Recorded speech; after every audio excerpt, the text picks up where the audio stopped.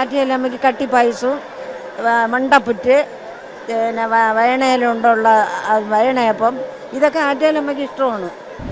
അമ്മയ്ക്ക് നേർച്ച പൊങ്കാല, പാൽപ്പായസം, കട്ടുപായസം, ഇതെല്ലാം വയണയില അപ്പം, ഇലയപ്പം, ഉണ്ണിയപ്പം,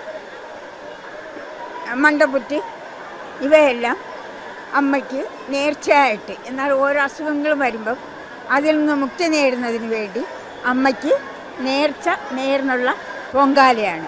ഇത് ലോകം ഒട്ടാകെ അമ്മയുടെ എല്ലാ കീർത്തികളും നിറഞ്ഞു കഴിഞ്ഞിരിക്കുകയാണ്.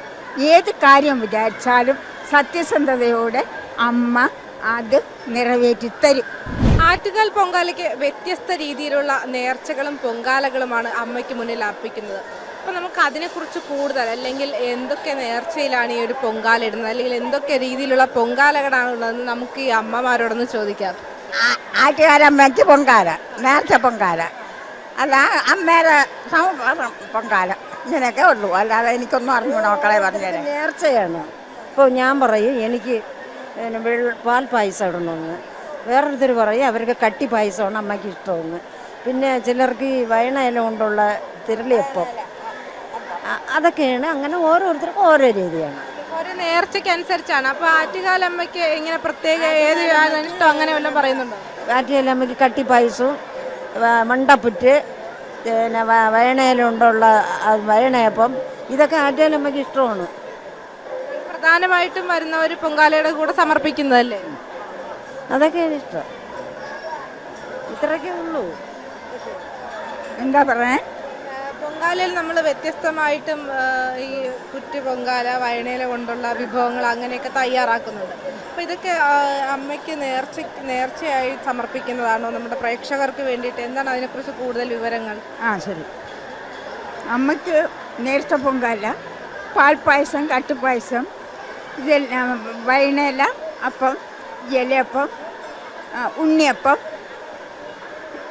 മണ്ടപ്പുറ്റ് ഇവയെല്ലാം അമ്മയ്ക്ക് നേർച്ചയായിട്ട്, എന്നാൽ ഓരോ അസുഖങ്ങൾ വരുമ്പം അതിൽ നിന്ന് മുക്തി നേടുന്നതിന് വേണ്ടി അമ്മയ്ക്ക് നേർന്നുള്ള പൊങ്കാലയാണ്. ഇത് ലോകം ഒട്ടാകെ അമ്മയുടെ എല്ലാ കീർത്തികളും നിറഞ്ഞു കഴിഞ്ഞിരിക്കുകയാണ്. ഏത് കാര്യം വിചാരിച്ചാലും സത്യസന്ധതയോടെ അമ്മ അത് നിറവേറ്റിത്തരും. ഇതാണ് ആറ്റുകാൽ ഭഗവതി അമ്മയുടെ പ്രത്യേകത. ഇത് ലോകമെമ്പാടും നിലനിൽക്കുന്ന ഒരു കാര്യമാണ് ആറ്റുകാലമ്മ.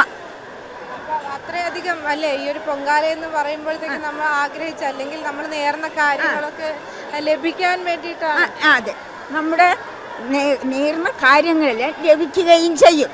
അതനുസരിച്ച് സത്യസന്ധമായ രീതിയിൽ മനസ്സ് അമ്മയിൽ ജീവിതം അർപ്പിച്ച് കഴിഞ്ഞാൽ അമ്മ ഇതെല്ലാം തന്ന് എല്ലാം സംതൃപ്തിപ്പെടും, എല്ലാം മംഗളമാക്കി തരും. ഇത് എൻ്റെ ആറ്റുകാലമ്മയുടെ ഒരു വാക്യമാണ്. അമ്മ പൊങ്കാല ഇടാറുണ്ടോ?